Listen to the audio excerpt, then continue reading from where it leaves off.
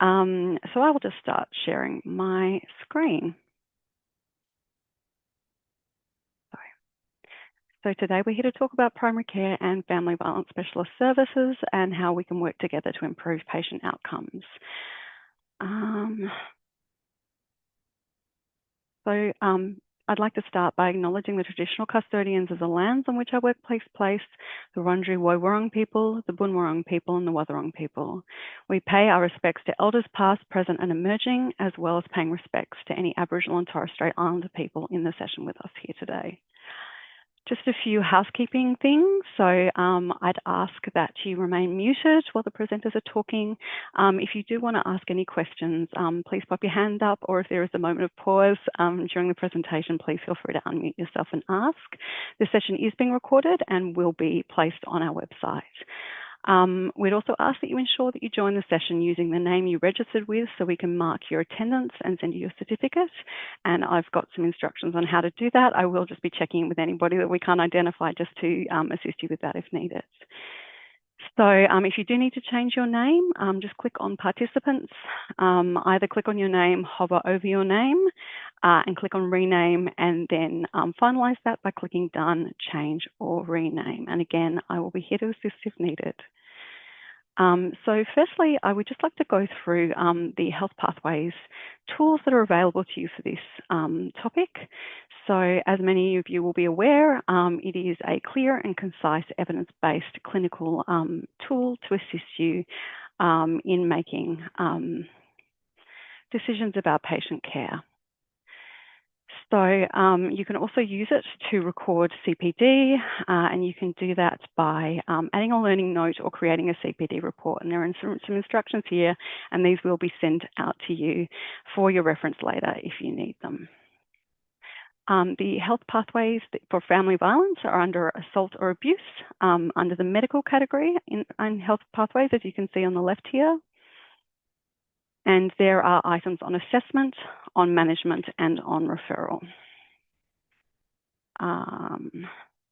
There's also case studies that you can access that are available on our website, and there's a link there that you can access when the slides are sent out. The relevant and related pathways for this topic are listed here, and once these slides are sent out, you can just click through to the links on those. If you're not already using health pathways, you can access it by scanning this QR code, or if you have any questions, please feel free to reach out to our Health Pathways team at info@healthpathwaysmelbourne.org.au. Wonderful. And if you do have any questions about that, you feel free to pop those in the chat. And that brings me to our wonderful presenters today. So I'd like to welcome Professor Magda Simonis, Fee James, and Martina Eaton, and Sharon Jenkins, who are going to provide us with their wonderful expertise on this topic. So I'm just going to stop sharing my screen and pass over to our wonderful presenters. And thank you so much. So I think Fee. Yeah, thanks, Nikki. I'm just going to share my screen as well, so just bear with me.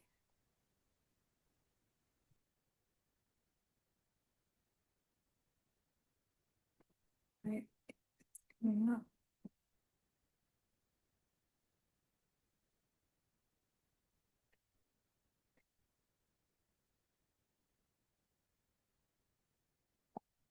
Great. Can I just confirm that's coming up for everyone? Great.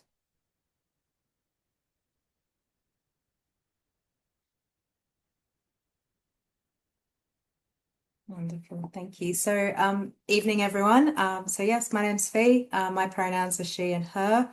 I'm a project lead with Gen West, and Gen West is a gender equity service working across Melbourne's West.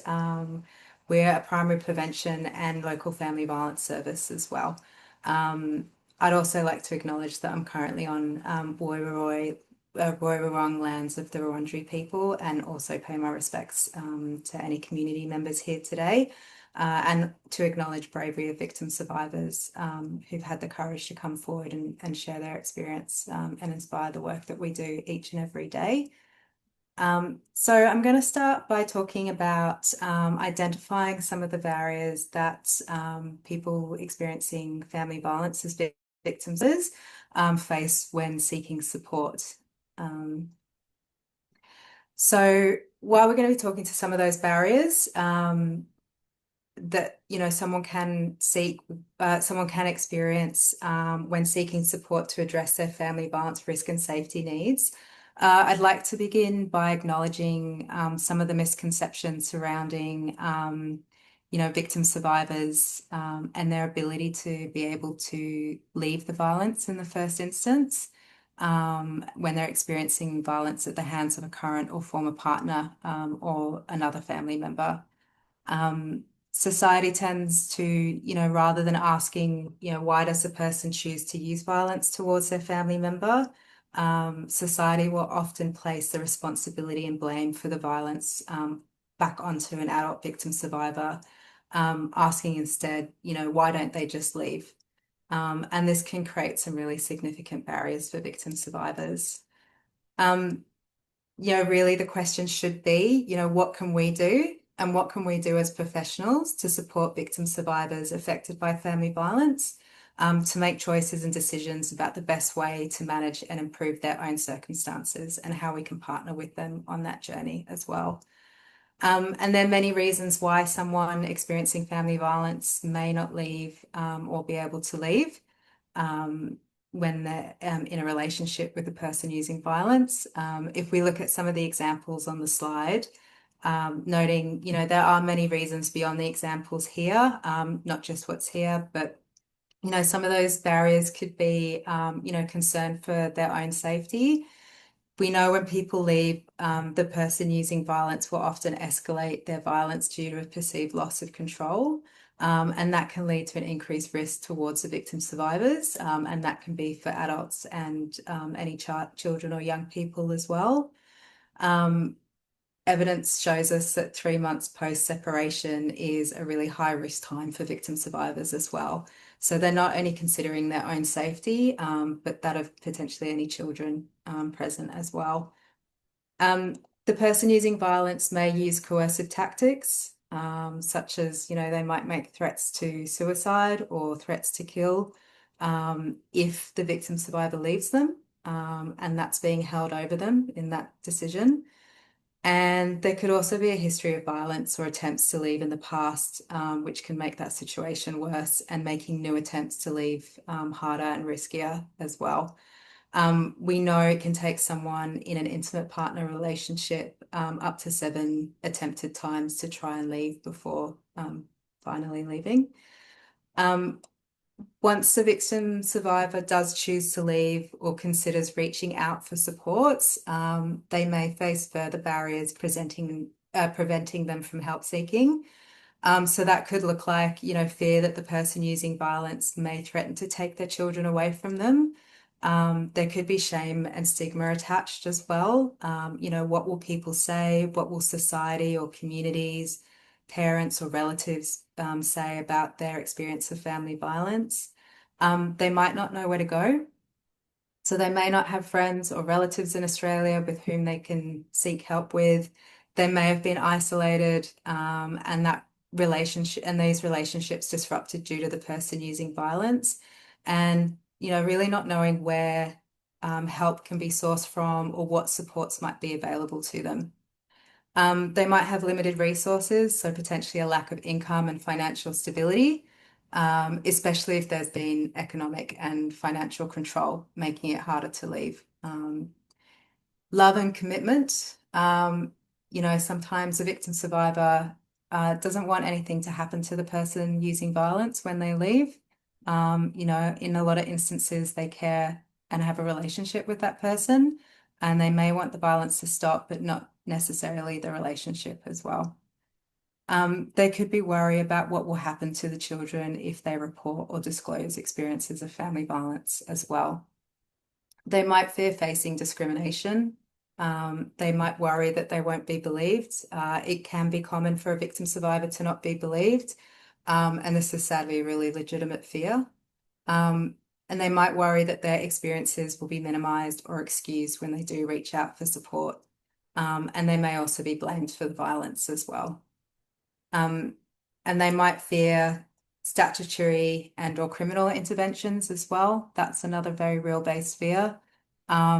which prevents a lot of barriers to seeking support. So fear the person using violence could be arrested and or deported from the country. They may hold concerns for what will happen to that person using violence. They could fear losing access to resources such as income and housing if that person using violence is arrested and removed from the property. They could fear losing their own visa, so they might have a visa status in Australia and they could be worried about what could happen to their status here in Australia and potentially get deported or have to leave the country. The victim survivor, they may also have engaged in criminal activities. In a lot of cases, that is through coercion from the person using violence, and they could fear repercussions through disclosure as well. For some victim survivors, there's a real fear around police and legal responses as well. They don't want to involve police or courts, for example, when they're potentially reaching out for supports. So when we begin to understand what a person faces in considering whether to leave and what barriers might be present for them, we can begin to understand, what we can do as professionals to potentially partner with a victim survivor to support them in their choice and decision making, knowing that, they are not easy decisions for that person to make. In terms of intersecting forms of oppression and discrimination at a systems level, while a person is considering their circumstances in the context of their experience of family violence, they may face additional barriers to seeking help and accessing support due to some of the existing systems, oppressions, and discriminations. A victim survivor's age, race, gender, sex, physical or cognitive abilities, education, language, class, ethnicity, race, culture, faith, sexuality, family structures can all influence their ability to seek and receive support around their family violence needs. Experiences of those isms that we see listed on the slide can be experienced by victim survivors, which creates barriers to help seeking. Intersectionality is the framework that we use to understand how power and privilege can impact someone's identity, creating unique experiences of disadvantage, which then further compounds on that experience of family violence. For us under, MARAM prescribed, when we're completing and supporting risk assessments and engaging in risk management, we'll integrate an intersectional analysis into our professional judgment when determining the overall level of risk in recognition of some of these systems barriers and oppressions and discriminations that can be faced more broadly. When someone does think about leaving and or seeking support, it's really important that we start to visualize some of these barriers that they may face as they step through that journey.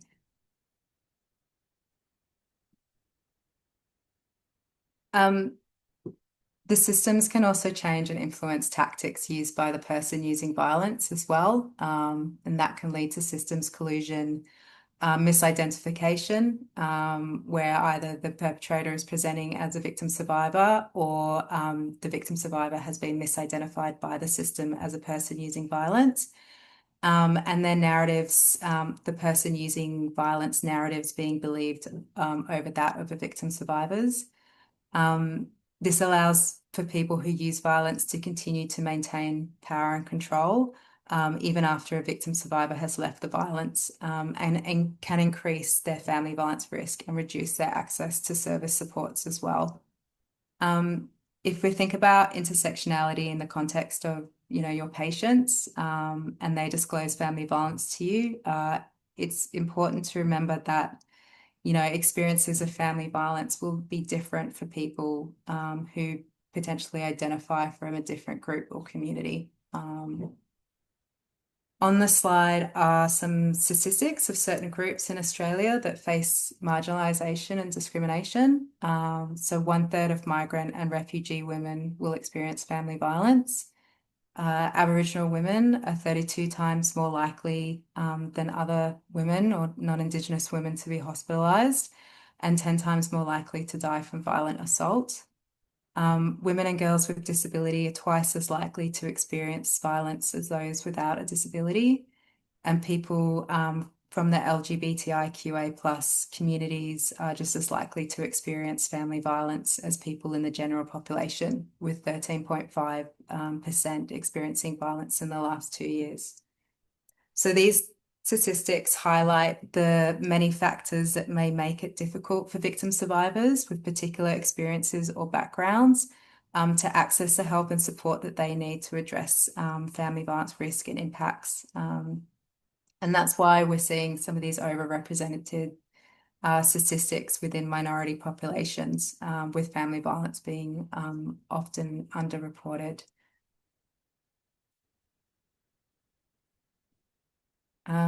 So some of these examples on the slide speak to barriers that a victim survivor may face when seeking support from professionals and services. We know that not all victim survivors will experience the same systemic barriers, and for those who do, it can present further complexities in navigating and accessing supports. These barriers can be shaped by historical, cultural, social, and structural factors, and can come into contact with people and professionals and services who hold biases, behaviours and attitudes and belief that upholds those systems of discrimination. If we look at some of the barriers on the slide, we can start to see and understand what might be going on for that person more deeply as well. So some of the common systems barriers a victim survivor might experience when seeking support, they could have a real lack of trust and confidence in services, a lack of accessible information or accessibility with services. They might have experienced previous negative service experience and or faced discrimination when they sought support in the past. There might be a lack of support available, so they might be excluded from accessing support due to certain identities, or they weren't believed or misidentified, or their experiences were minimised when disclosing. There can be a fear of service engagement and any perceived or real implications around engagement with statutory bodies potentially being involved as well, including child protection, reporting, and which can lead to child removal as well. A fear of discrimination and not being supported around additional needs and facing stigma and judgment as well. If a victim survivor is engaging in AOD use, for example, or maybe work in the sex industry, they might be concerned that their employment or their use of AOD is going to impact their ability to feel safe when engaging with supports and not discriminated against or judged. And service engagements might not be culturally safe to meet the needs of the victim survivor as well when engaging. I just wanted to reach out to Martina and Sharon, just if you would like to share some of maybe the barriers that you've witnessed or experienced and you're aware of that you feel are important to share. Or do you want to go first, Sharon, or do you want me to? You can. Okay. Hi, everyone. Thanks for joining us tonight. So I, well, I was in a lesbian relationship when my abuser was a female, and so when I guess the major barrier for me was when I was planning to leave my abuser, I rang a local family violence agency and was told that they couldn't help me because my perpetrator was a female. I hope that that's now changed and agencies are a bit more understanding of the LGBTQI plus community being affected by family violence significantly as well. But that led me to believe that all other services would be the same, and so I wouldn't be able to get any help. So I actually didn't seek out any other family violence services or specific support. I guess to having had a partner who used coercive control very successfully, I believed that the police would take my son away because This was 12 years ago, and the community, the LGBTQI plus community, didn't have a great relationship in general with the police. There were certainly not, specific queer workers in the police force who helped with family violence. And she'd also always threatened to put me into like a psychiatric facility. So that was always, really something that was in the back of my mind, that if I left, then, or if I tried to leave, she would have me committed. So they were probably the major barriers. Sharon? I was just going to say, one of the barriers I see at the moment is the fact that they're going to become homeless or live in their cars. I think that's a big problem at the moment. So they stay because they've got a home and a roof over their head. Now, this is coming from an Aboriginal perspective, is the fear of child protection and having your children taken, which is a massive problem for Aboriginal women. But I also think it's a problem for a lot of women with the child protection system. Also, some women don't know where to go because they've never had to do anything about this. So they don't know, like we all know where to go because we work in the industry and we know what's going on, but a lot of them don't know where to go, and they also may not realise that it is family violence, especially if it's coercive control. And I just want to say too that in Victoria, most of the family violence perpetrated against Aboriginal women is perpetrated by non-Aboriginal men. That's around the 90%. And that was a report done by JIRA.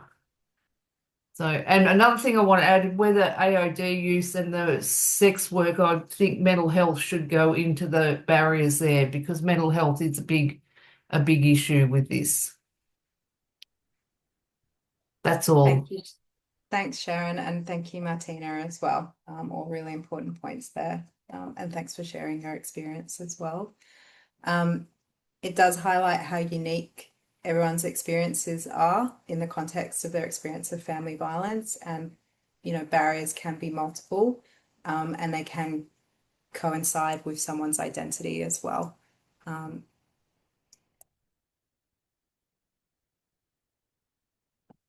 So in terms of some of those complexities of systems, barriers available for victim survivors, so Sharon was making the point around, where do you go and what, your limitations around resources. So having reduced finances and access to resources when leaving family violence can be a real barrier. And, it is a real reality that a lot of victim survivors will end up homeless, and they would rather be it forces them to go back to the perpetrator or the person using violence rather than experiencing homelessness, because that comes with a whole set of complexities and circumstances and fear surrounding that as well. So reduced access to safe and secure housing as well is another real complexity of systems barriers that a lot of victim survivors face. Navigating complex systems while at risk of family violence and experiencing its impacts. So kind of reflecting on, where to go, how to seek help. Victim survivors might need lots of different services and lots of different types of support, and it can be really complex trying to understand who to go to for what and when.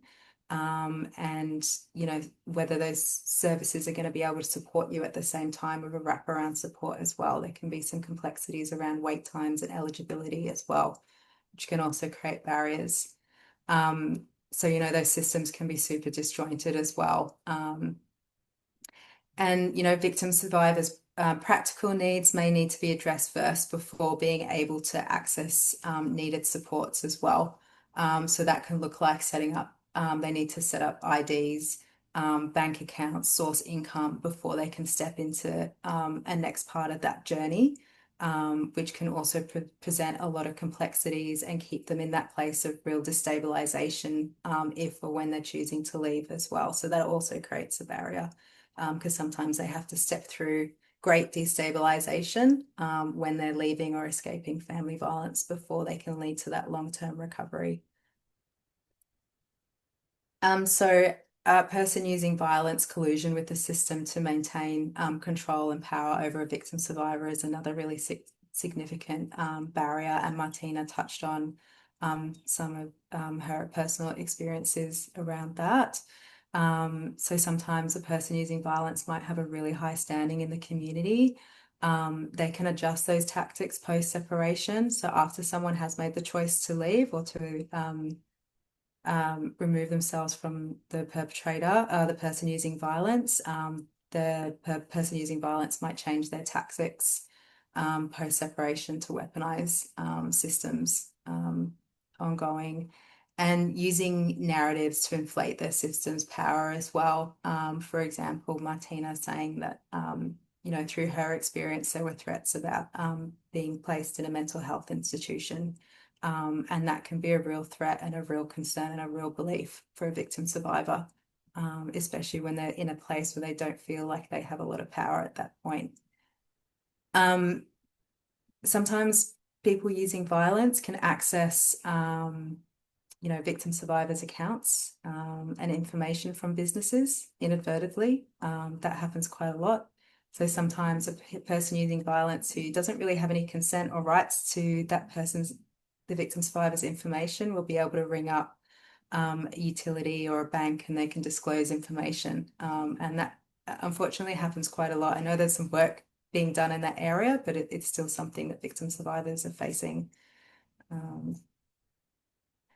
So I'm going to talk a little bit around navigating the family violence service system. One way to really begin reducing barriers for victim survivors seeking support at a sort of practical level is, as a professional, understanding what the family violence service system can offer, where they can go to for information, how those services can provide support, what do those support look like, and give them information so they can make a decision and understand what their options are as well. I think Sharon mentioned earlier not knowing where to go and what types of supports are available can be a real barrier. And you as a primary healthcare professional are in a really great position to have that knowledge and impart that knowledge with your patients in a really practical way as well. So I'll talk a little bit, I'll do a bit of a run through of the system. And just to acknowledge that the family violence system has gone through some changes as a result of the Royal Commission. So we now have the orange doors and Safe Steps are both the entry points for family violence supports across Victoria. So that journey for specialist support can begin here for a victim survivor. The orange door is the statewide entry point for family violence supports for adult and child victim survivors and for persons using violence. They are also the family services entry point as well. The Western Metropolitan area has 2 orange doors, and there's also an access point that's recently opened up in Footscray, so I thought I'd just highlight that as well. If you're working from out of the Western metro area, you can search online for your local Orange Door hub as well. There's information available online. They operate during business hours. They accept self-referrals and service referrals as well. And they also have referral in forms. So you can contact your local Orange Door and request their referral form if you're working with someone and they would like you to make a referral on their behalf. I will kind of highlight though, if a victim survivor connects with the Orange Door directly, they'll get a quicker response. So even if you do a referral in form, I would still recommend encouraging them to contact directly, and that can be supported through a warm referral as well, if that's something that they might prefer. The Orange Doors work as a kind of whole of family integrated hub, so they have quite a lot of services located in there under the hub model. So they've got specialist family violence service for victim survivors and persons using violence. They've got the family services and community child protection and Aboriginal practitioners on site as well. And they can address family violence risk and safety needs at that point of entry as well. If you do hold concerns around child safety and neglect, just to note that Orange Door isn't a statutory body, so if you are feeling that a report to Child Protection is needed, you report to Child Protection, not the Orange Door.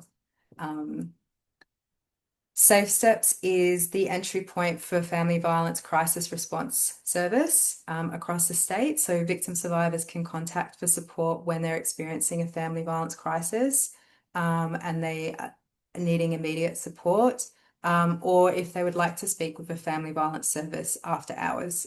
So they're 24/7. They're a phone-based service.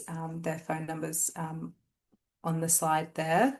They also have online chat available via the website as well. And Safe Steps accept service referrals and self-referrals for that coordination of immediate safety as well. 1-800-RESPECT is the National Family Violence Line. So it's not local, it's national.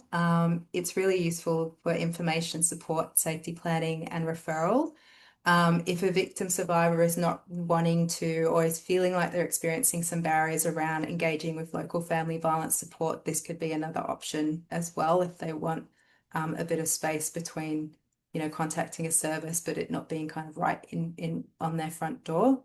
So I would definitely recommend trying to encourage them to engage at a local level. But if it helps to reduce some barriers for that person, then this is an alternative option as well. 1-800-RESPECT also offers counselling as well. So, and that can be for victim survivors, for their family members as well, and for professionals. So if you're feeling impacted through supporting someone experiencing family violence, 1-800-RESPECT is also a number for professionals to use as well. And they can provide useful information, support, safety planning, and referral for a victim survivor when they contact as well. And always remember as well, it's really important, if you or a victim survivor or someone else is in immediate danger, always call 000.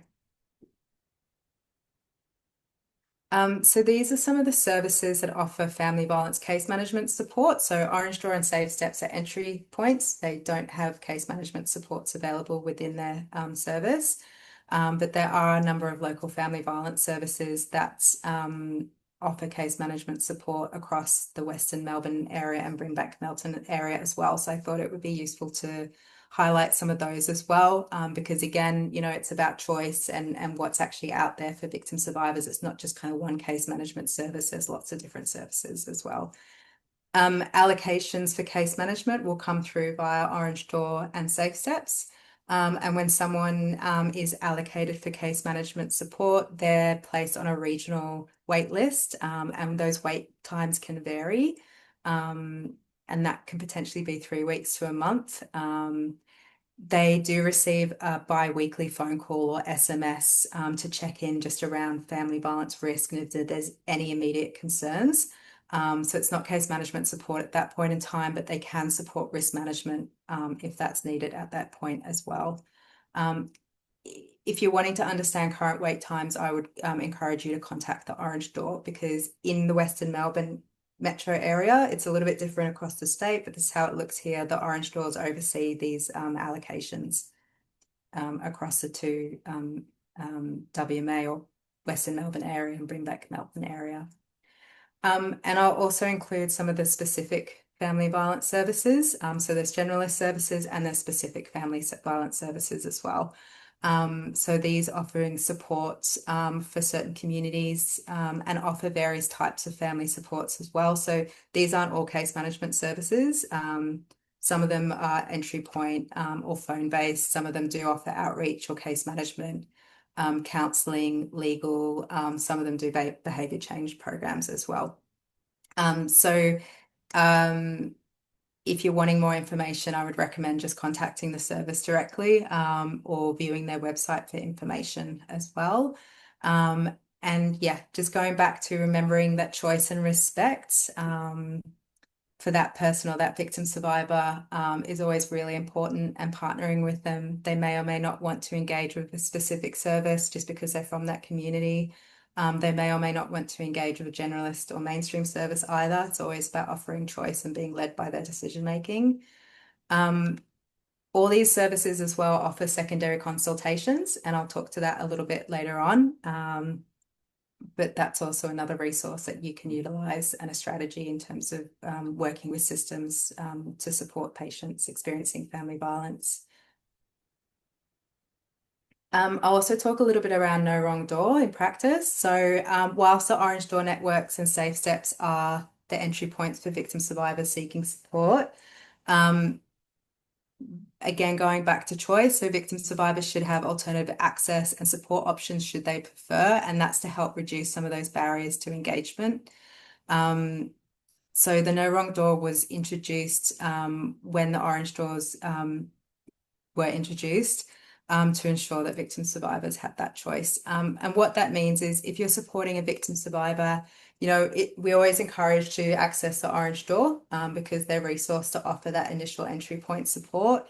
But if for any reason that victim survivor does not want to engage with an Orange Door, they can self-refer to a local family violence service as an alternative. At Gen West, when a victim survivor calls or self-present to our Footscray office, and that can be either independently or support through a warm referral with a professional, and they can contact us by phone or come to the office. They'll speak with one of our duty practitioners, and they can talk with them about what's going on and offer some further supports and assessments if they'd like as well. We can also support allocations for case management through that entry point, the No Wrong Door, but it will go back into that regional waitlist as well. It doesn't come directly through to our case management services at that point. Like I was saying before, you know, the difference with someone who might choose to engage with Orange Door, a local family violence service, it might be helpful for them to understand that at local family violence services, because we're not an entry point, we don't hold that same integrated risk relevant information or work as an integrated hub model like the Orange Door does. And we don't have that capacity to provide kind of brief intervention and intake beyond very like short-term support. And that's usually when there's immediate risk management response required as well.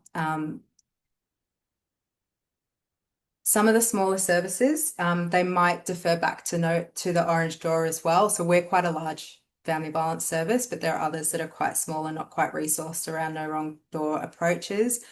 So they might have a No Wrong Door that supports victim survivors that they've previously engaged with. And if anyone does present, they'll tend to refer back to the Orange Door.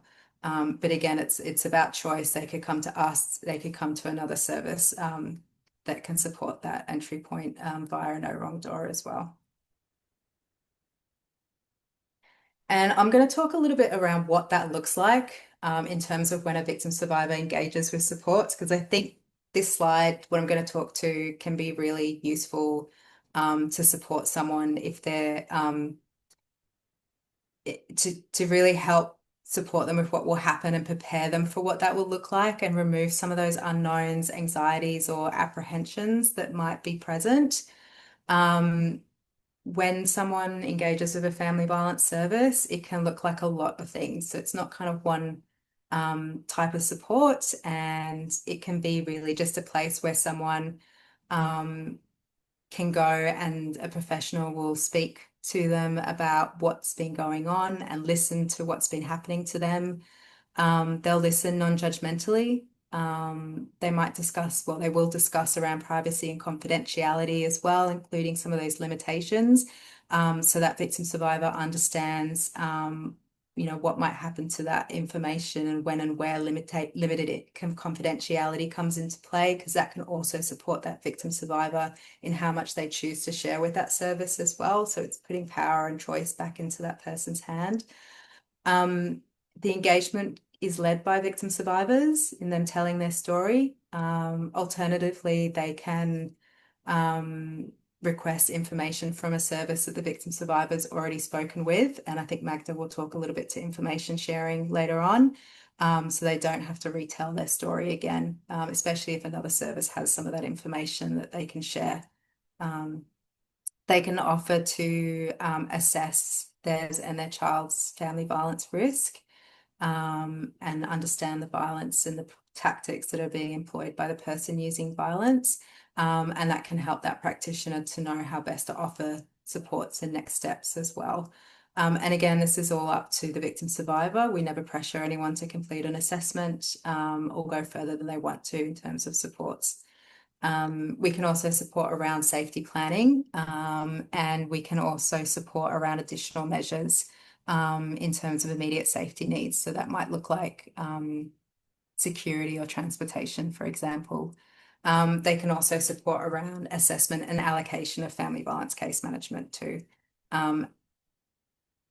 And any other referrals to support family violence needs, and just discuss support options and what's available. For some people, they might just want to call up and get some information and advice that they can then take back with them to consider in their own time.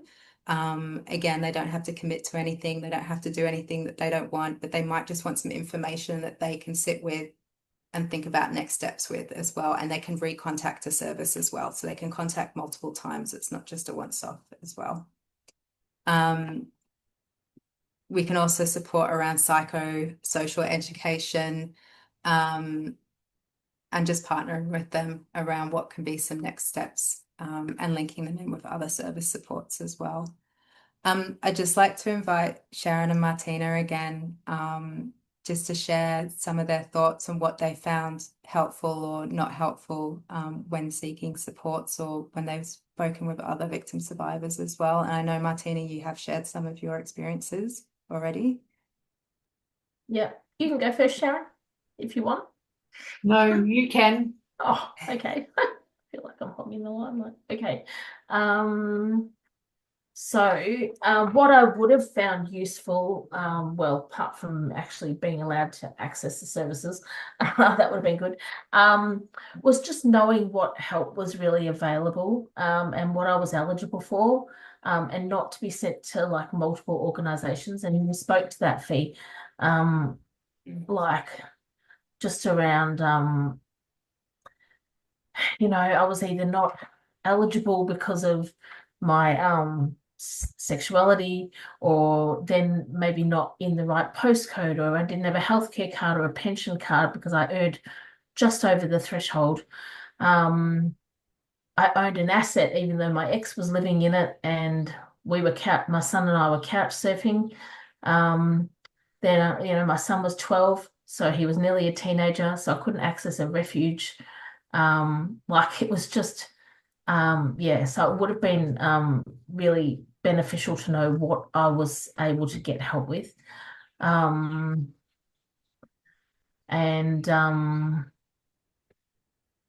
yeah, things that did help was really having supportive family and friends who actually would listen to me, and speaking to fellow survivors about what they found useful, and just being creative. So for me, that was going to WIRE, which is the Women's Information Referral Exchange, who ended up helping me with just like really simple stuff, like writing a list of, you know, what I should get together before I left, and what I should try and get out of the house without my the person using violence noticing. So, you know, photographs and things like that. Having a list of really good removalists, who would they were big blokey blokes that, you know, I was, didn't want to mess with my ex. So that was really good. And I also I just want to say, like, my GP was incredible. So I had to change GPs because my abuser and I used the same GP, and I was terrified that she would go and somehow there'd be something leaked, even though there's meant to be confidentiality. Like, she was so very good at getting information out of people. So I went to a new GP, and she was very, very good, and really listened and believed me. Yeah, so that, you know, she found me help with counselling through a mental health care plan for myself and my son. And she saw my son as, you know, as a victim in his own right, which is probably the most important thing. Yeah, I hope I've answered the question and not spoken too long. Sorry. Not at all. Thank you, Martina. talking to some of those really practical steps to safety and knowing where to go and who to go to and understanding what you're eligible for based on your circumstance is really important. So thank you. Sharon, do you have anything to share? One thing I want to say is we've always got to remember the diversity of Aboriginal people in our nation, because we're all very diverse, very different, come from different places, had different experiences. And I think that's one thing I find hard to deal with, is that people put everybody, all Aboriginal people, in the one box, and that can become really annoying at times. I've actually worked at an Aboriginal organisation in Wodonga, where I live, where there was a big issue with women coming in, because if they were coming in to see me, everybody else in the organisation knew what I did. So it was about meeting them like somewhere else outside where you were, like at the park or coffee at a cafe or something. And I also worked in St Kilda for Nguala Willumbong, which was a totally different experience there, because I wasn't really known there and I had to do a lot of outreach work. So that didn't come into play with that. But I think in small places we have to be careful of that confidentiality, who's related to who knows who. Yeah. And that's something to really think about. And we also need to understand that an Aboriginal person may choose not to go to an Aboriginal organisation, and that is their choice. Yeah. Thank you. Thanks, Sharon.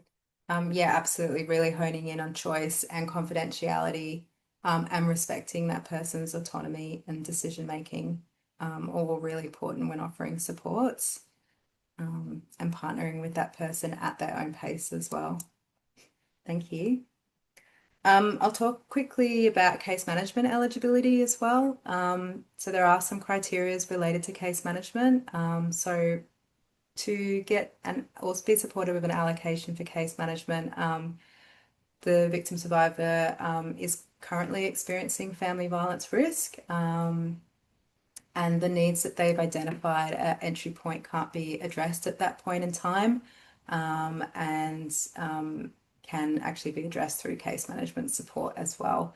And again, going back to choice, like it's voluntary. So, you know, the victim survivor will consent to a referral and proactively engages with case management support, or is willing to as well as part of that engagement. With family violence crisis, that's also a type of support. So we have family violence crisis case management and family violence non-crisis case management offered, and that assessments of type of support is facilitated through family violence services. So if a victim survivor presents to a family violence service, as part of talking to them and making those assessments, they can also determine those pathways as well, and seek consent for that victim survivor, or present those options to them. And if they'd like to proceed with a referral, they can be supported through that as well, whilst managing their risk and safety in the process. At Gen West, our criteria around case management, in addition to those criteria, is, you know, we're working with victim survivors. So we work with adult, children and young people. We can case by case work with victim survivors 16 years and plus. And we work across all genders, sexual orientations, all backgrounds, those with a disability needs as well. And we can work across any family violence risk level as well. Noting, as I mentioned before, there's some programs that are specific to higher risk, and some programs that will work with someone across all levels of risk as well. And the victim survivor, whether they're choosing or remaining in a relationship or living with the person using violence, they're wanting to look at leaving the violence, or they've recently left and there's still current family violence risk, that's fine as well. We can work with people in that capacity. And for us, they are residing in our Gen West catchment area as well. So we're working across 7 LGAs. And that's Wyndham, Moonee Valley, Maribyrnong, Melbourne, Hobsons Bay, Brimbank and Melton as well. And the support framework, so what does case management support look like for someone or a victim survivor? So the length and how intensive that support might look like is really dependent on the family violence risk and the victim survivor circumstance, meaning supports can look differently for each person. It's not kind of a one box approach, and it's very flexible to those risk and safety needs, and looking at those impacts of family violence, the self-effigy and protective factors present for that victim survivor and what their access to resources look like, and acknowledging and understanding the barriers that exist for that person as well, and the level of complexities around those barriers and how it compounds their family violence risk and safety needs as well. They'll be allocated a primary specialist family violence practitioner, and they'll support that continuous risk assessment, safety planning and risk management, and they'll partner with them to develop goals to address those family violence risk and safety needs and reduce that impact of family violence. And those goals are very much led by the victim survivor in terms of what they would like addressed and supported with through case management. And those goals are based around family violence risk and safety, and stabilising those impacts of family violence towards long-term stability and recovery. They can also support around service navigation, referrals, information and advice, advocacy and case coordination. It was mentioned earlier around the complexities of the service system and how to navigate that, and it can be really complex. While we're working with victim survivors, we'll also work around building their capacity to navigate those systems long term as well. So it's not kind of just us doing it in silos, but we're imparting that knowledge and that information, and we're empowering that person to be able to navigate those supports, because we're working at a point in time. So we want to ensure that person is set up as best we can in that moment, that they can move forward on that journey long term. And we always work to acknowledge and build on their existing strengths and empower them as well through that support. Yeah. And some of that work can also be done at the entry point with Orange Door and Safe Steps as well. It's really just dependent on what the needs of that person are as well. So they might not always be offered case management if it can be addressed at that point, but there might be that kind of support based on the assessments as well.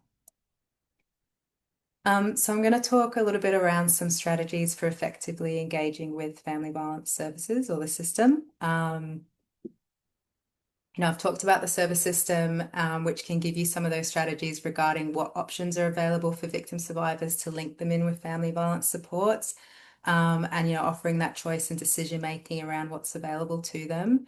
So I'm going to discuss about how you can bring some of that work into your practice when engaging with the victim survivor to support them in accessing family violence supports.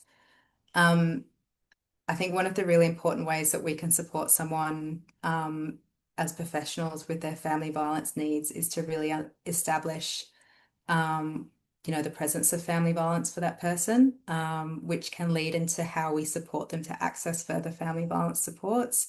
When we talk about strategies for effectively engaging with the family violence services, what can be really effective is actually, being able to identify family violence at earlier points in time before that risk escalates to a level where that victim survivor can no longer manage that risk, and the impacts become really great for that person and really complex as a result. And what we can do is have a bit of skill and a bit of understanding about how we can ask around family violence and how we can establish if family violence is happening for that person, and how we can support some disclosures effectively whilst respecting everyone's choice. And the most important thing is how we can start building trust with that person as well. I think, Martina reflected on her experience where she didn't receive a great support from a family violence service when she reached out, and how that really fractured not only her trust in that service, but in all family violence services. And, that really impacts, and that's a really huge barrier to seeking supports. And if, we're not working to build that trust as soon as someone engages with us around their family violence needs, it can have some really long-term impacts around seeking or future help-seeking behaviour as well. So we have an obligation really to make sure that we're really supporting that person in that point in time. And we don't need to wait for a disclosure. If you're seeing some indicators, you can ask. It can be really valuable and a powerful thing to do, to ask. If they're experiencing family violence, it can let them know that you're someone that they can talk to, and it offers them an opportunity to disclose. They may or may not take that opportunity at that point in time if they are experiencing family violence, but it can create some trust in the service setting, and it can open a door and for maybe a moment in time when they do feel like they can come and talk about what's going on. It's a lot easier, I think, to answer a question than to start a new conversation.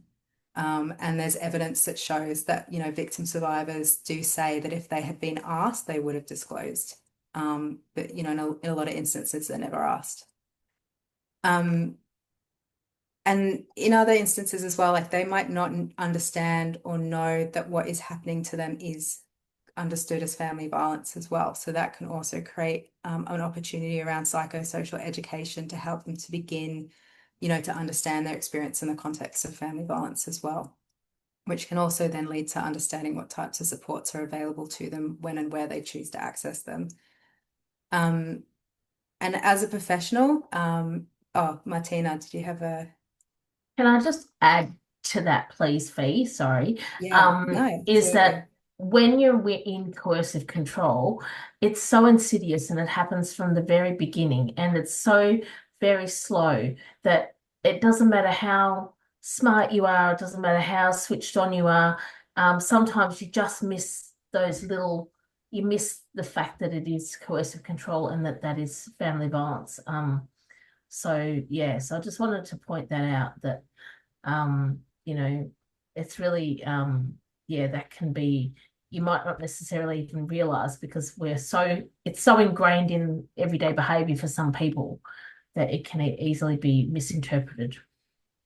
Thanks, Martina. Yeah, it can be a very normalized experience for some people when they've experienced it long term. And some of the tactics employed by people using violence can be really subtle as well and can really manifest over time. Thank you for sharing. Appreciate that. So yeah, it is really important to ask, because it can open and begin some of those conversations and some of that psychosocial education as well. Sharon. I just want to say, I don't think, like, the word coercive control, we all understand that because we're either lived experience or we work in the family violence space. But I think it's a word that if we spoke to a lot of people, they wouldn't know what we're talking about. So I think it needs to be explained more so people understand it. It's easy for us to say coercive control and we know what it means, but for others, I don't think it's as simple as that. The way I might define, do you want to have a go, Sharon, at defining it, or would you like me to go? You can go. Okay, so how I would define coercive control is a set of tactics and patterns over time that seek to reduce the autonomy and agency of another person. And those tactics are used through intimidation, fear, and threats. So it creates a huge sense of unsafety, and it aims to seek control and hold power over an individual. And sometimes when we talk about coercive control, we talk about the shrinking world. And through some of those tactics and those controls and those behaviors over time from the person using violence, it reduces that person's world, the victim survivor's world. And that can look like isolation from friends and family. It can look like reduced access to resources like income, being able to work. And yes, it can have psychological impacts as well, which can, their sense of self and their well-being is completely shattered over time. Okay. And that's an intentional tactic used by the perpetrator, because when you diminish someone's sense of control, sense of agency and autonomy, you create more control over that person over time. Dr. Magda? Yeah, I'd like to put in a word here. So regarding how we encourage GPs. So you were saying, Martina, how you were referred or you found yourself a really good GP, which I'm really pleased to hear. We're involved at Safer Families in training primary care and encouraging doctors to inquire about family violence, because of course it's never been in our domain as part of our practice, but it is. And women trust doctors most aside from their closest family member or friend. So when in the Royal Commission, when women were asked, they said that who they would also tell or trust to tell is their GP. Hence, we've become information sharing entities.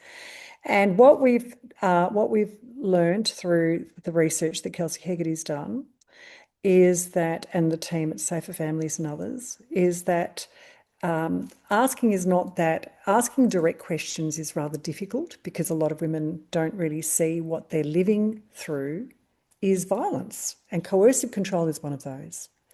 So we have developed a series of acronyms, that just prick our memory so that we can ask.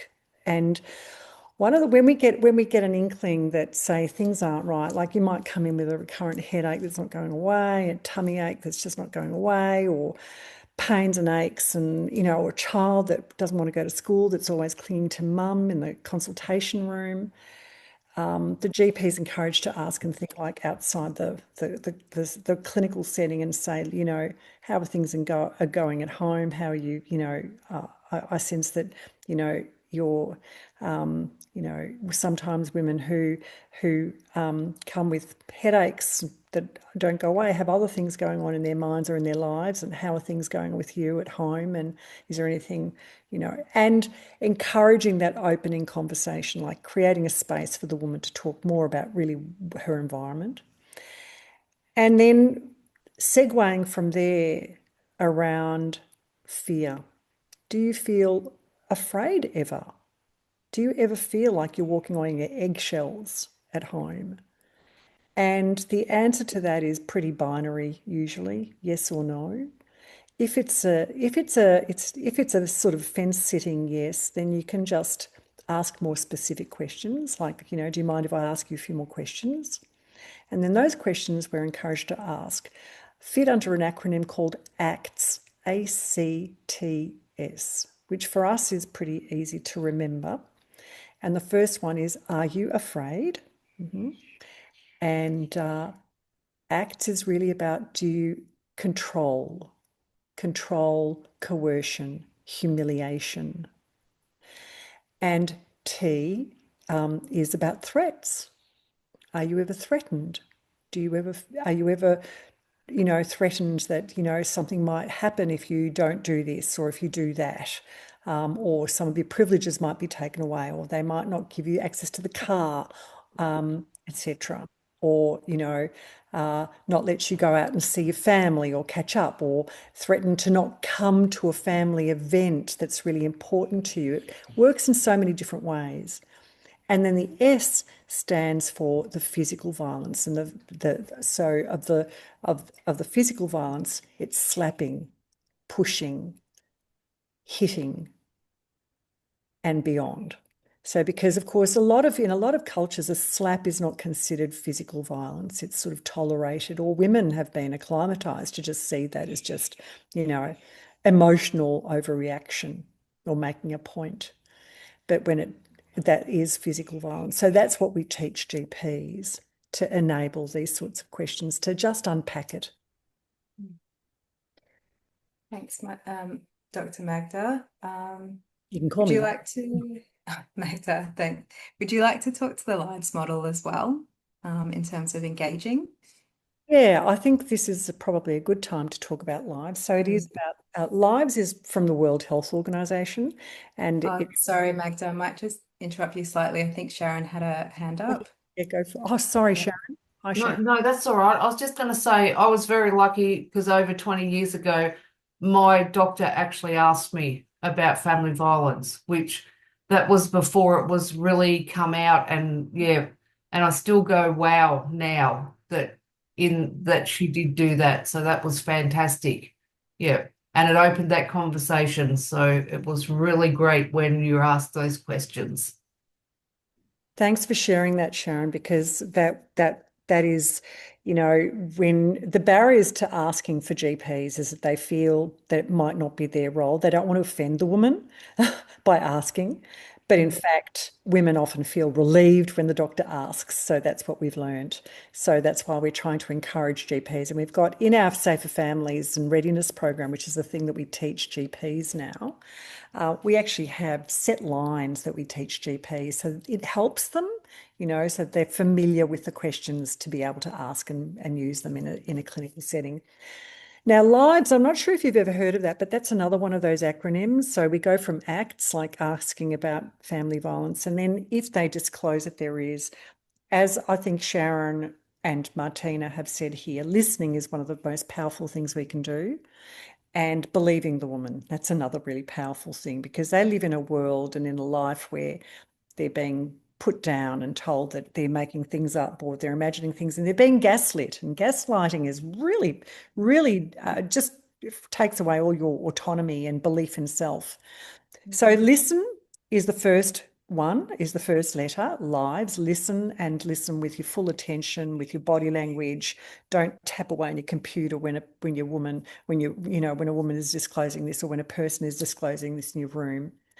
And listen with empathy, and then inquire further. So ask more about what she's experiencing, and validate what she's experiencing. Like, you know, it's not your fault. You've done nothing to deserve this. No one should feel unsafe at home. And if you think you're going through something that's affecting you badly, you are going through something that's affecting you badly. And if you are worried about your own safety and well-being, then you've got good reason. You are a good judge of your own safety and well-being, and that of your children. Yeah. And then enhancing safety. So that's the E after V, LIVES. And I'm going to show you the acronym later on, and I'll show you the actual slide. I'll just flick through it later. But E is for enhancing safety, and S is about giving you support mechanisms. So and we've talked about all of that, I think, in Fiona's, one of her slides earlier about, you know, just the practicalities. And I think, Martina, you talked about, you know, how the Family Violence Services gave you really practical lists of things like, you know, photos, double sets of keys, credit cards, doing it all quietly, having a bag ready in case things get worse, in case things escalate. You know, you can manage the risk, and then when you know that you can't, you know that you've got your escape route. You might have that ready somewhere, ready to go, or at a friend's house. So that's all I wanted to say. Thank you. Thank you, Magda. I'll just move forward with some of the slides because I can see the time as well. Time is getting away from us, as always. So when you're talking to someone about their experiences of family violence, and, you know, validating and listening and believing in what they're saying, the next big action that you can take to support that person is to respect their choice, whether that's to stay or to leave or to seek further supports. What's really important is to leave that door open, and be guided by what they want at that point in time.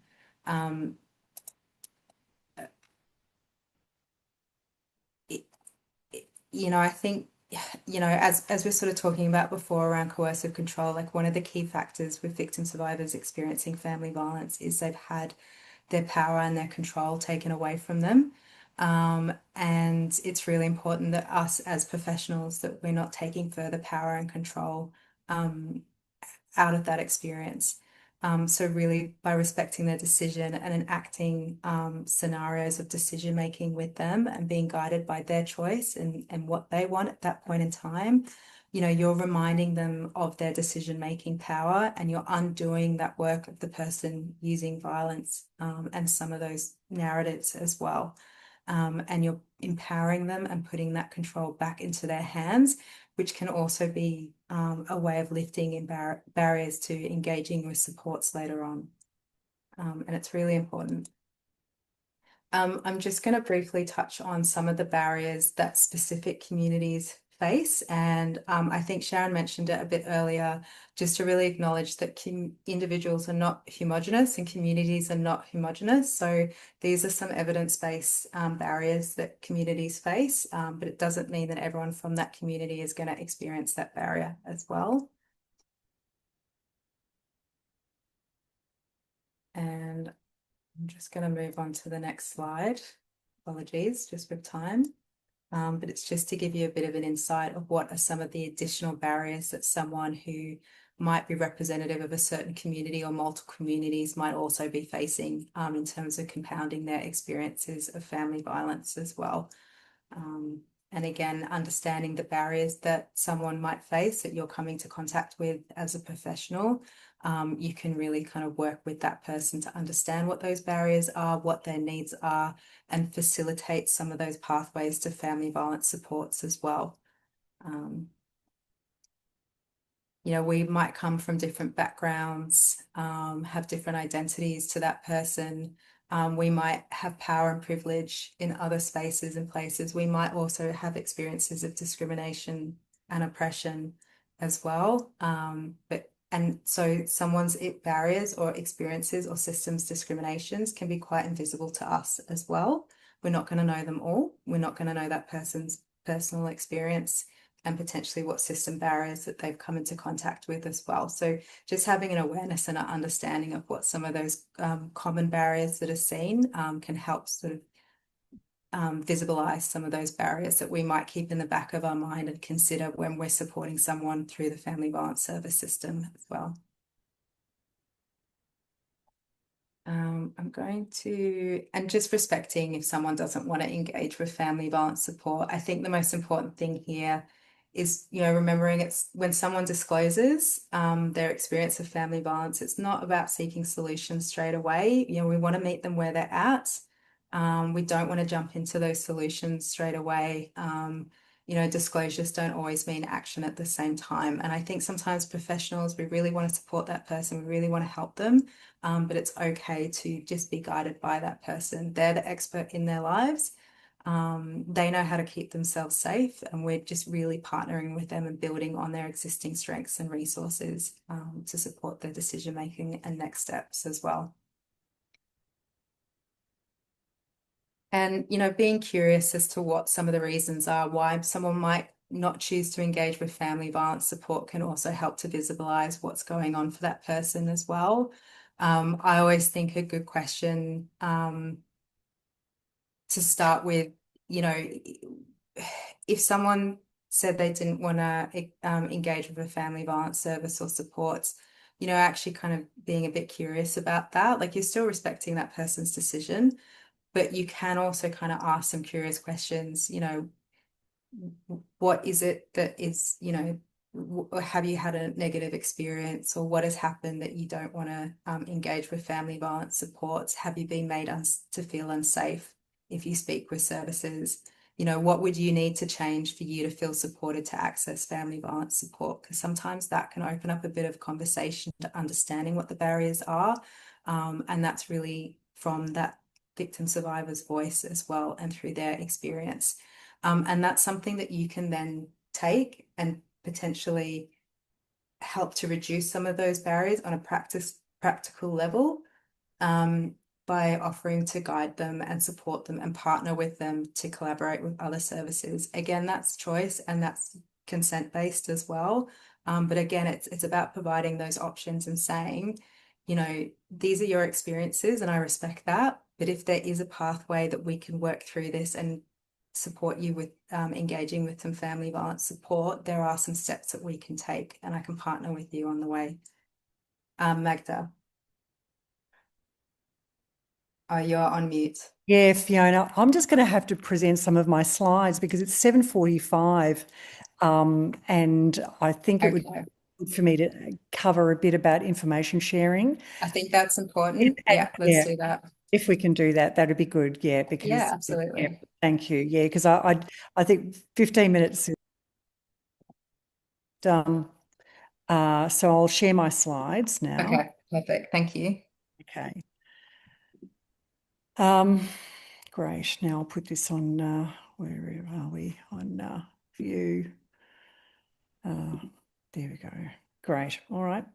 So let's, oh, how come we're doing this? There we go. This is mine. Can you see my full screen? Here we go. Done. No, it's giving me, sorry. Magda, if you click on share from current slide, that might take you to where you currently are. Yeah, well, I had mine ready, but I think maybe it's because, anyhow, I'll get there. Sorry about that. I think we're here. Yes, okay. Yep. There we go. Okay, we'll do that. Good. All right, so I'm going to talk a little bit about sharing reforms, and I'm going to just rush through this for a bit, just to give you a bit of an outline of what the responsibilities are for the GPs in the room, wondering about how we can better support our patients. Yep. So as of 2021, GPs became what we call information sharing entities. So back to what we were saying with Sharon and Martina earlier, before that, it wasn't really on our agenda, even though a lot of women did present with family violence, and we sort of weren't really trained to respond to this. And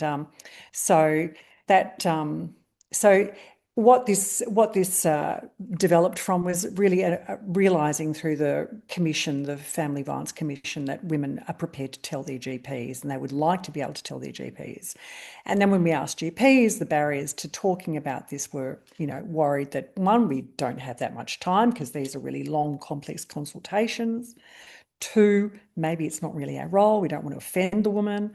And three, there are so many different services, but we don't learn about them. We don't know about these.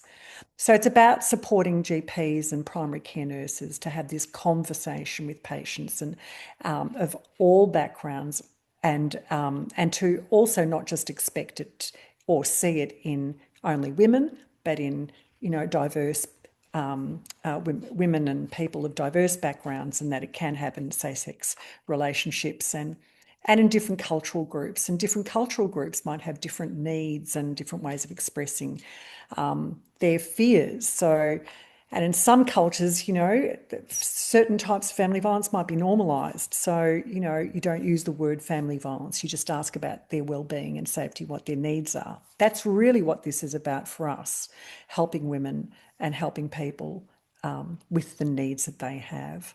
So this is about the high-risk populations outside of, and certainly pregnancy is a really high-risk one, living further away from the CBD, living away from services, people with disabilities, and as we've learnt today, people of diverse backgrounds. So what the family violence sharing scheme is, and I think sometimes when we talk about this, it can be a bit scary because it really is, oh my gosh, can doctors share information about us without us knowing about it? Well, no, we will always ask your consent. So this is about us being in a position where the government has changed the rules around family sharing and family violence information sharing, because what they found was that when they did the coroner's inquest, they found that some of the deaths could have been prevented if we'd shared information with, let's say, other services or with police, right? So some of the perpetrators are known to the judiciary, they're known to the system, but no one spoke, none of the services spoke. So this is about where we have high levels of concern for our patients, where there's escalating violence, we need to be able to respond with the support of our patient and offer her and offer them access to services. And sometimes, in terms of family violence sharing scheme, family violence information sharing scheme, I've listed here the websites, the links to the government site that actually give doctors and give information sharing entities a list of the kind of information sharing entities that we can share with. So there are specific entities such as schools, teachers. We can, if we're inquiring about a student, a child, or worried about a child, we can communicate with maternity services. We can communicate with police services if we need to. But this is also with the permission of our patients. So consent, seeking consent. And then there's the child information sharing scheme also. That's also changed. We've always had mandatory reporting for sexual assault or sexual abuse, but this has sort of expanded beyond something like that, which is mandatory. This is also about neglect. It's about safety and well-being of the child. So a child who's exposed to family violence will suffer consequences from that. So it's understanding that children are victims in 50% of family violence households, family households where there's family violence. So enabling the child to protect the child and support the child in those circumstances is important. So this is ideally we want the consent of the parent, but where we feel that the risk is really high, we can actually make referrals without the permission of the parent too, which is when there's reasonable level of concern that the child's safety is at risk.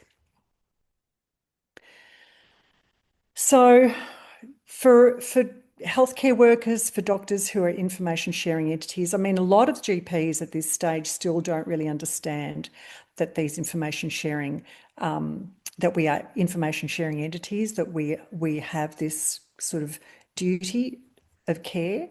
But when in doubt, it's important to ask others. So I think that if you have a case where you're not quite sure about, you know, a woman's disclosed that she's experiencing family violence, do I have to tell other people? Well, no, you don't. And you don't need to share that information unless she wants you or gives you permission to share that information with another family violence service, or if she would like you to make a referral to a family violence service. And I think, as Fiona has been saying tonight, we can sometimes hold it with a patient. We can actually just walk with her through this journey. So it's something that we can use if there's a high level of risk and if there's a high level of need, and the person in the room wants the extra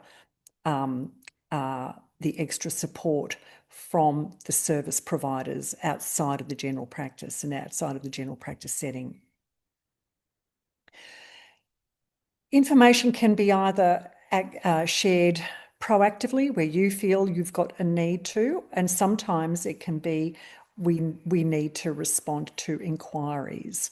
But we would only ever respond to an inquiry where we can qualify that that inquiry is not coming from a perpetrator and not coming from some false organisation. So you would never respond to someone making a call about a patient and take a call regarding that patient if they're inquiring about that patient. You just never would. You'd need to have it written in documentation. You need to have them email with a valid email address. You need to validate where they're from, who they are, what the inquiry is about. You need to document it, and you don't need to do it on the spot, right? So when in doubt, you do not respond. When in doubt, you find out more and you ask for more information. And you can also, if you're uncertain about sharing information, you can call a family violence worker and talk anonymously about a patient or anonymously about a case to get some information. I think that that's a really useful thing that you can do without breaching the trust of your patient at all. And I think it's really important to hold the trust with your patient all the time. So I'm going to move rather quickly through these because I do want to talk. We've only got a couple of minutes left, actually. So This is about consent, and mostly we do need consent, but no consent is required under the Child Information Sharing Act if we're worried about the child. This is the Marram framework. I'll squeeze through that. This is really about the framework for multi-agency risk assessment, for sharing of information about a patient or about a case where they don't need to retell the story each time across the services. And this is the LIVES acronym, which we talked about before. So you'll receive all of these slides. I'm going to race through these. I did want to talk a bit about evidence-based risk factors like the high level of risk here, because I think that these are really important from a GP perspective, for the doctors in the room and for the nurse practitioners in the room too.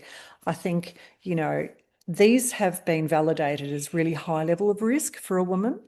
And they are if she's experienced strangulation or choking, if the violence is increasing in frequency or intensity, if she's made it clear that she's intending to leave, she's at high risk, if she's been assaulted during pregnancy, if she's being stalked, and stalking also means SMS like 20 times a day. I've got to know where you are every single minute of the day. You've got to be, you know, accounted for.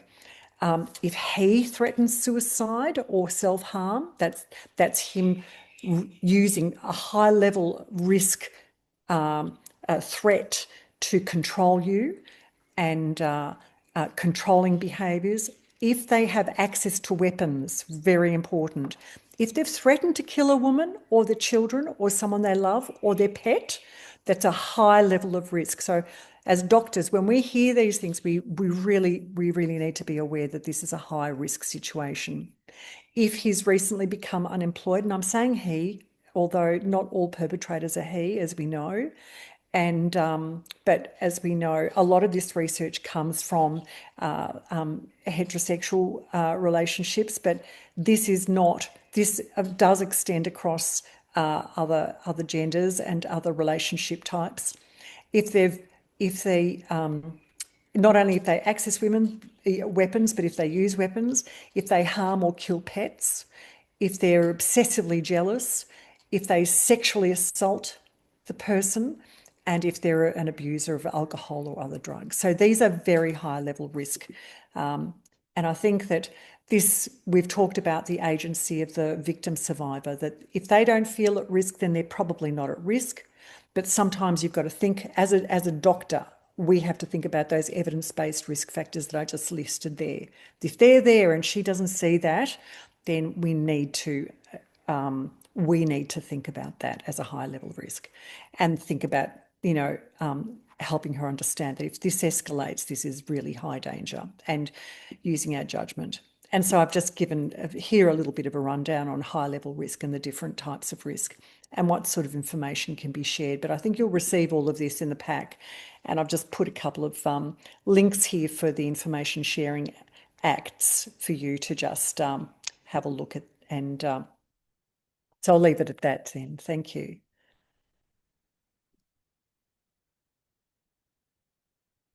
Any questions from anyone? Yeah. I'll lower my hand. Well, thank you so much to our wonderful presenters for your fabulous information that you've shared today. So rich, so much in there, and I can say that there is just so much more on the slides, and those will be sent out. So I would encourage you all to have a look through those.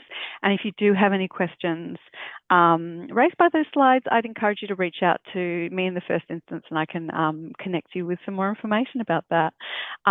If you would like to complete our survey just about how you found the session, we always appreciate that, because it does allow us to plan to better suit your needs in future sessions.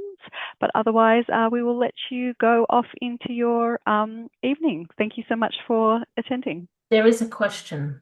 Oh, apologies. What do you do if the partner refuses to leave? Good question. I don't even know how to answer that. My partner definitely refused to leave the house, and I had to leave. But Sharon, does anyone else want to answer that one? No, I totally agree there. That's a hard one to answer because They Yeah. usually will refuse to leave because they're never the ones that are in the wrong. It's never them. It's always someone else. What do you reckon, Fee? If it's in the context of saying like attending with appointments, I would say, you could exercise, kind of clinic policy and kind of talk to confidentiality around health and I guess kind of indicate that you Oh, yeah, it's in are, relation to that. requiring to have a private conversation, and can ask them politely to sit in the waiting room, and that can present an opportunity. Yeah, I just noticed it was in Yeah, relation to my comment around if they refuse to yeah, leave the appointment. Yeah. Mm. Oh yeah, I'm quite used to that. The men or the partners who come in and sit in the consultation. Yeah, no, we have a whole program on perpetrator strategies in our white book for our RACGP white book, and also in our readiness program. We teach how we deal with perpetrators or suspected perpetrators also. But the controlling man in the waiting room is a very big red flag. I saw that in the chat. It is indeed. And yes, certainly. I mean, that's when you put on you as a doctor, as a GP, I don that sort of authoritative air and say, look, this is women's business now. I'd like to have a bit of time with, with Sharon or Martina on my own. So, and this is where we also do a whole of practice program where the manager, practice manager, the practice staff are aware that if you sort of escort a male out to the front door, to the front, they know to keep them distracted. We actually have an array of excuses that we use, such as, why don't you go for a bit of a walk? We'll be about 15, 20 minutes. Don't have them sitting outside the room where the walls are paper thin and they might be able to hear. So make sure that they walk well away and into the waiting room, and into a place where the conversation in the room is inaudible, and they're not allowed to re-enter until they're called or until she leaves. Yeah. Good question, though. Wonderful. Thank you so much. And if there are no further questions, we might wrap up there. Thank you. Thank you.